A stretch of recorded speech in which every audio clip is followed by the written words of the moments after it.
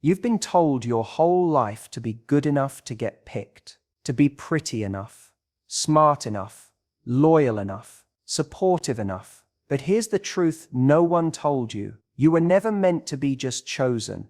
You were meant to choose too. Let me ask you something. Have you ever bent yourself out of shape just to keep a guy's attention? Tried to be chill when you were craving more? Laughed at jokes that didn't even deserve a smile just to seem agreeable? You're not alone. But here's what that teaches a man: that your love is a discount offer, that he can do the bare minimum and still get the maximum version of you. And I'm here to say, that ends now. You want him to choose you, become the chooser. A high-value woman doesn't chase. She doesn't beg for attention. She doesn't prove her worth. She lives in it. When a man meets a woman who knows her value, who has standards, who isn't afraid to walk away from lukewarm love, he feels it. He doesn't see her as a conquest. He sees her as a mystery, a challenge, a prize, not because she's playing games, but because she's not playing at all. She's real, she's grounded, she's powerful without needing validation. And that's when something shifts. You stop being just another option.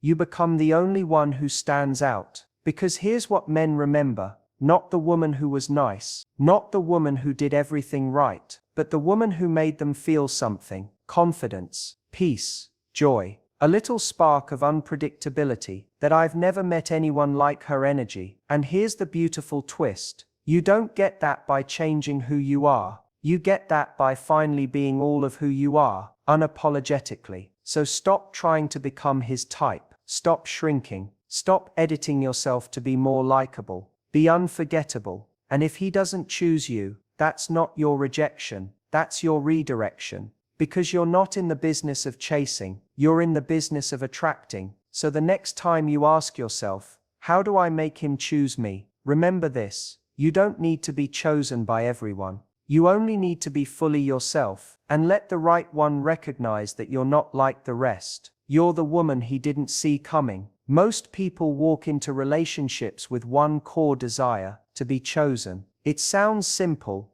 even romantic. The dream of someone seeing your worth, picking you out of a crowd, and saying, "You're the one I want." And yes, we all deserve to feel seen, valued, adored. But the problem begins when your entire mindset revolves around being selected, as if you're waiting to be called off the bench, rather than realizing you're the one who holds the power of choice, too. When you operate only from the place of wanting to be chosen, you stop assessing whether this person is even right for you. You become focused on impressing, pleasing, adapting, molding yourself to what they might like, instead of checking in with what you actually want. It's subtle at first. You laugh a little harder at jokes that don't land. You say you're okay with taking it slow, even when you crave more consistency. You stay quiet about your needs, just to avoid rocking the boat. In trying to be likable, you silence your instincts. And that's how you lose your power. Think about this. A person who knows their value doesn't need to convince anyone of it. They walk into a room, into a conversation, into a relationship, already owning their worth. They're not there to audition. They're there to observe, to feel out the energy, to choose. Because love isn't a prize you win. It's a connection you build, and it can't be built when you're constantly performing. When you become the selector, everything changes. You stop chasing approval and start paying attention. You notice how he treats people when no one's watching. You notice whether he follows through on what he says, or if it's just charm without substance. You become less impressed by flashy words and more interested in character. You stop asking, "Does he like me?" and start asking, "Do I actually like him?" You reverse the question. You reclaim your agency. This doesn't mean you stop giving love or become cold. It means you give from a place of fullness, not desperation. You know that you bring value, emotional depth, laughter, loyalty, presence. You know that what you offer isn't common. And when you know that, you stop fearing loss. You stop settling for crumbs because you're too busy building a life that feels whole, with or without someone beside you. There's something deeply attractive about someone who chooses with clarity. It's not arrogance. It's not entitlement. It's just alignment. A woman who walks into a relationship knowing what she's available for, emotionally, mentally, spiritually, creates an entirely different dynamic. She sets a tone. She sets a standard. And anyone who wants to step into her world knows they have to rise to meet it, not manipulate her to lower it. When you become the selector, you're not bitter, you're better. Better at spotting red flags, better at setting boundaries, better at walking away when something doesn't feel right. Not because you're guarded, but because you're grounded. And when you're grounded, you stop mistaking anxiety for chemistry. You stop mistaking inconsistency for mystery. You stop mistaking being wanted for being valued. You realize that you can be desired and still not be respected. You can be pursued and still not be chosen for the right reasons. So you wait, not in passivity, but in purpose. You allow space for something real to come in, something that recognizes not just your beauty, but your essence. Becoming the selector doesn't mean you control the other person. It means you control your own narrative. You become the one who knows her own worth so deeply, she doesn't waste time trying to prove it. You're no longer waiting to be rescued or validated. You're curating your life, your love, your relationships with intention. You're not just hoping someone sees your value, you're making sure you do, every step of the way. And when you move like that, you attract from a different place. You no longer blend in with the crowd of people desperate to be picked. You stand out, not because you're louder or flashier, but because you're rooted. Because while others are trying to be chosen, you are doing the choosing. There's a huge difference between attracting someone and chasing them, and yet so many people confuse the two.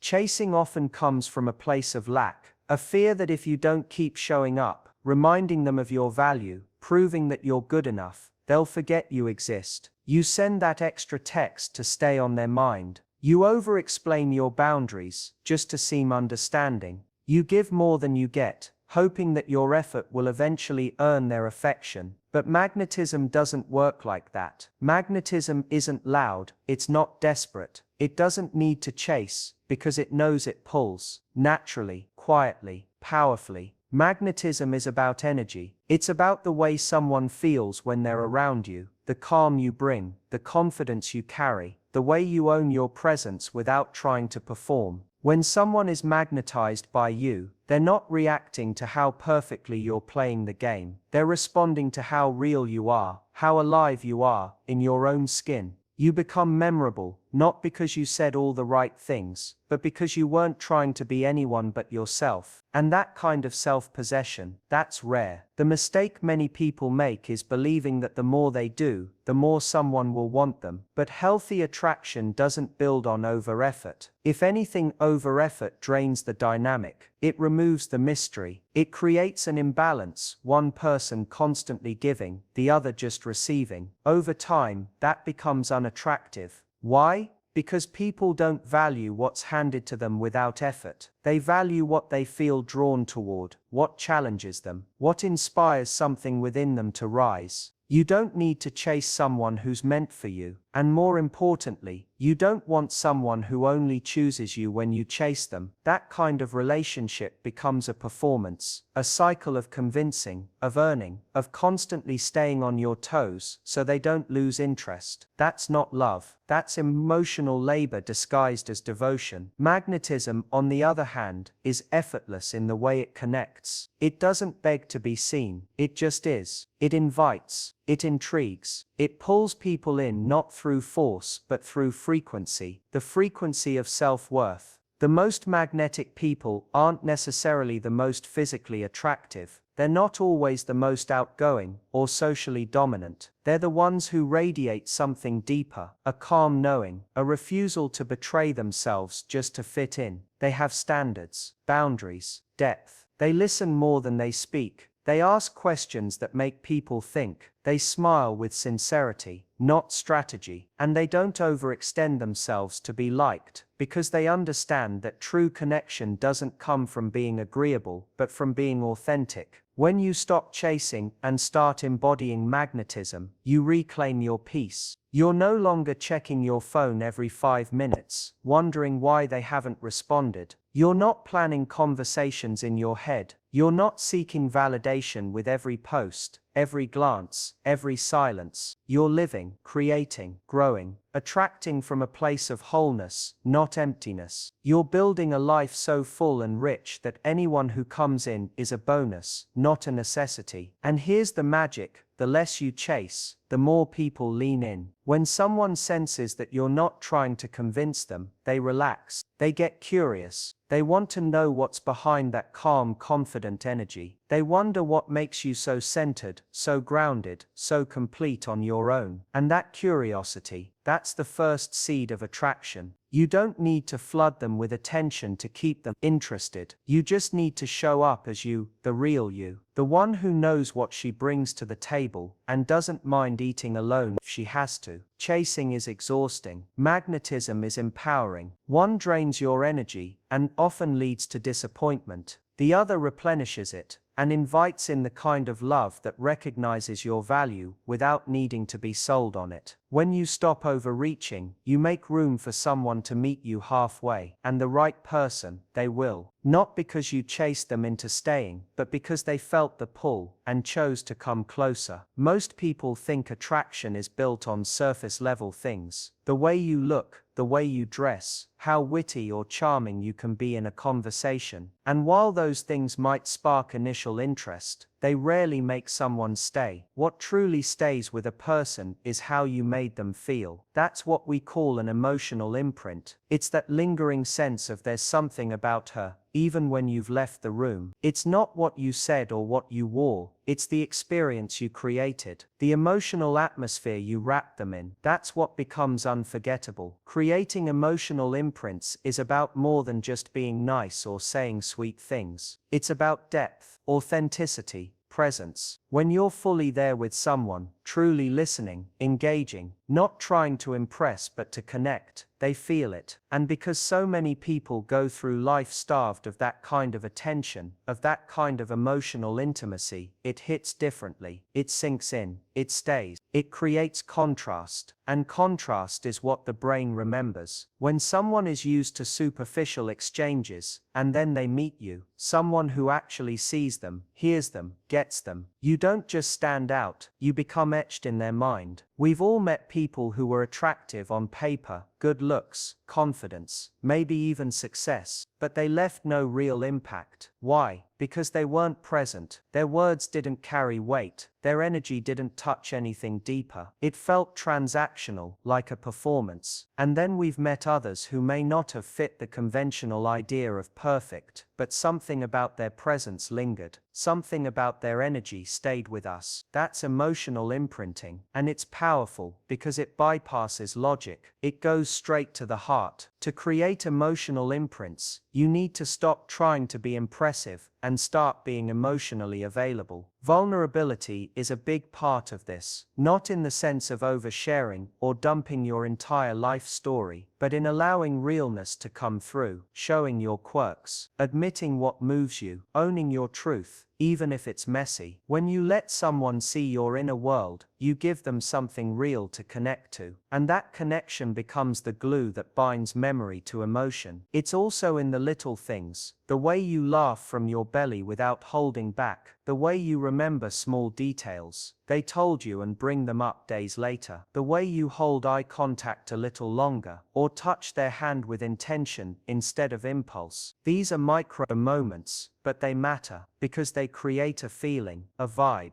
a frequency that's hard to name but impossible to forget. And people may not recall every word you said, but they will remember how you made them feel in your presence. You also create emotional imprints by being unpredictable in the best way, not through games or manipulation, but through contrast. One moment you're deep in conversation, the next you're dancing in the kitchen. You're able to move through emotions freely, unapologetically, and that gives others permission to do the same. You make space for lightness and depth, for fun and sincerity, for strength and softness. That emotional range becomes a playground for connection, and it keeps people intrigued, Not because they're confused, but because they feel alive around you. Another part of creating emotional imprints is being grounded in your own experience. When you talk about your passions, your ideas, your values, with conviction and clarity, you stir something in others. Passion is contagious, purpose is magnetic. When you show someone who you really are and what you stand for, you leave a mark. You become more than a person, you become a moment, a feeling, a memory that's tied to something meaningful. And let's not forget the power of silence. Sometimes the most powerful emotional imprint is created when you're just being, sitting in calm stillness, not trying to fill the air with words. When you're comfortable with silence, it invites a different kind of intimacy. It says, I don't need to perform for you, and you don't need to perform for me. That kind of space can be more impactful than any speech or gesture. Creating emotional imprints isn't about strategy, it's about sincerity. It's about being so fully expressed, so deeply connected to yourself, that others can't help but feel something when they're with you. You don't need to be perfect, you just need to be real. And in a world where most people wear masks, your realness becomes the thing they never forget. There's a kind of strength that doesn't show up in loud arguments or emotional ultimatums. It shows up in silence, in calm decisions, in the quiet confidence of someone who knows when it's time to stop trying and simply walk away. Most people are terrified of that moment. They stay too long in conversations that go nowhere, in relationships that drain them, in dynamics where their worth is constantly questioned. They stay because they think walking away means losing. But the truth is, walking away, when done from a place of self-respect, is one of the most powerful moves you can make. When you walk away from something that's not serving you, you're not just leaving someone behind, you're choosing yourself. You're declaring that your peace, your values, and your emotional well-being are non-negotiable. And that declaration doesn't need to be shouted. It's felt by the other person, by those around you, and most importantly, by you. Every time you walk away from what doesn't align with who you are or what you need, you reinforce your own worth. You remind yourself that you're not available for less than what truly honors you. Walking away isn't about punishing someone. It's not a game or a tactic to make them chase you. That's manipulation, and manipulation always backfires. Walking away is clarity in action. It's the moment you stop waiting for someone else to change, and instead, you change the direction of your energy. It's not reactive, it's responsive. A mature, grounded response to a situation that's shown you enough. And when done with that kind of intention, it becomes incredibly attractive. Because here's what happens when you stop chasing, stop pleading, stop explaining yourself to someone who isn't meeting you halfway. They feel the shift. Maybe not right away, maybe not even consciously, but they feel it. That emotional cord that was keeping the dynamic alive gets cut. The attention they took for granted is gone. The access they always assumed they had, closed. And in that vacuum, they're left with the reality of who you are, someone who knows how to walk with dignity when the energy isn't being matched. There's something magnetic about a person who doesn't need to stay in order to prove their love, who doesn't equate loyalty with self-betrayal, who doesn't need closure because their boundaries already provide it. That kind of person becomes unforgettable, not because they were dramatic or loud, but because they moved with a kind of quiet authority that's rare. They don't throw doors shut, they simply walk through them and don't look back. What many people don't realize is that staying in the wrong situation teaches the other person how to treat you. Every time you tolerate inconsistency, you reinforce it. Every time you accept bare minimum, you normalize it. And the longer you stay, the harder it becomes to untangle yourself from the cycle. But the moment you decide, truly decide, that your standards are no longer up for negotiation, you break the pattern. That's the moment when your energy stops leaking. You reclaim it. You recenter yourself. And that energetic reset can change your entire life. People often ask, what if I walk away and they never come back? But that's the wrong question. The right question is, if I stay, will I lose myself? Because anyone who's right for you won't need to be chased. They'll feel your absence, they'll recognize your value, and if they don't, that's your answer, not your loss. Your decision to walk away filters the temporary from the timeless. It protects you from investing in the wrong future. Sometimes, walking away doesn't mean leaving the relationship entirely. It might mean stepping back emotionally, detaching from the outcome, letting go of the need to control, convince, or correct. It might mean giving someone the space to rise, and seeing if they choose to. And in that space, something powerful happens. You stop showing up from fear. You stop trying to earn love. You become centered in your truth. And from that place, you can see things clearly.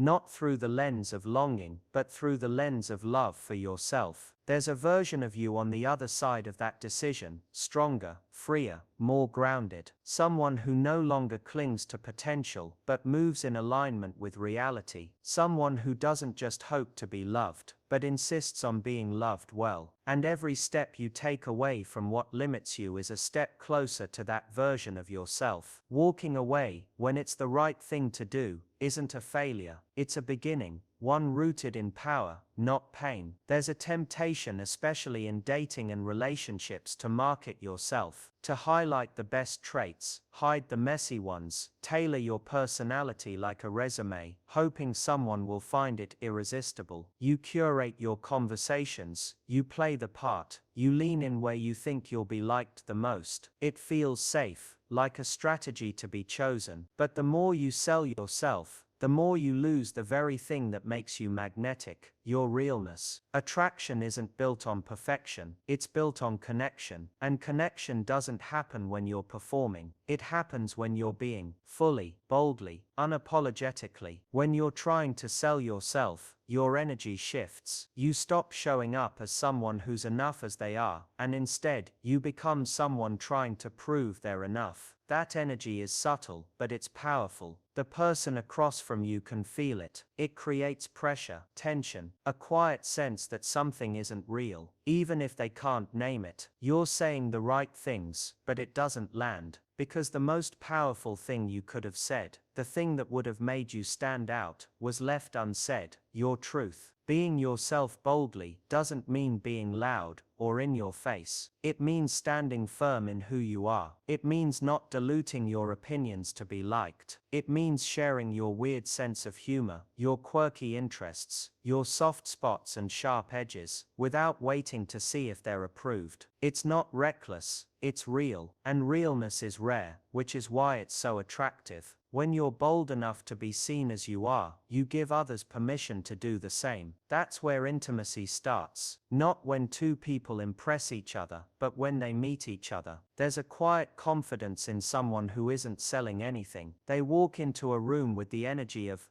I'm not here to convince you, I'm here to connect. That energy disarms people. It relaxes them, because it's not hungry, it's not needy, it doesn't require constant reassurance. It's a soft kind of power, the kind that says, this is me, I like who I am, I hope you do too, but if you don't, I'll be just fine. That's not arrogance, that's alignment, and it's magnetic. The irony is, the moment you stop trying to sell yourself, is often the moment people start leaning in, because people are drawn to authenticity, not perfection, not polish, not the perfectly crafted version of you, but the you who's grounded, the you who laughs at her own jokes, the you who stumbles over a word and keeps going, the you who's unfiltered, honest, and not trying to perform your way into love. That version of you, the one you sometimes try to hide, is the one they're waiting to meet. Selling yourself is exhausting. It's like running a race with no finish line. You're constantly editing, adjusting, recalibrating, and eventually, even if you get the relationship, you're stuck maintaining a version of yourself that isn't sustainable. You become a character in someone else's story instead of the author of your own. And that's a slow kind of heartbreak, the kind where you lose touch with who you are. little by little, just to keep someone else comfortable. But when you're bold about being yourself, you attract people who align with the real. You don't have to guess where you stand, because you haven't distorted anything to get there. You didn't win someone by pretending, you connected by being. And those kinds of connections feel different. They feel easier, lighter, safer. Not because there's no work involved, but because the foundation is truth, not performance, not strategy, just you. You don't need to dress up your soul like a product. You don't need to pitch your personality like a brand. You are not for sale, you are for connection. And the more you show up as you are, with your fire, your flaws, your fullness, the more you invite in the kind of love that's real, not because you sold yourself well, but because you showed yourself fully. That's where the magic lives, not in the version of you you think they want, but in the version of you that already exists. That version doesn't need approval, it just needs space. Space to shine, space to speak, space to be, boldly, without shrinking, without apology, without the need to sell. When it comes to love, confidence and attraction, the most powerful thing you can do is come home to yourself. You don't need to chase, perform, sell, or settle. You need to own your worth, your standards, your energy. The person who is meant for you won't need to be convinced. They'll feel the pull of your authenticity. You're not here to be picked like an option off a shelf. You're here to be recognized by someone whose values match your own. And that recognition only happens when you show up as the real you, boldly, fully, without apology. Be the person who knows when to walk away. Be the one who creates emotional imprints, not by trying harder, but by being more present. Let magnetism speak louder than effort. Let your truth be more compelling than any tactic. The right connection will be drawn to you not because you chased it, but because you embodied it. In a world full of noise, your grounded presence becomes unforgettable. So don't shrink, don't negotiate your essence, don't wait to be chosen. Choose yourself, fully, and let the right person meet you there. That is where real love begins. And that is how you become the one they didn't see coming.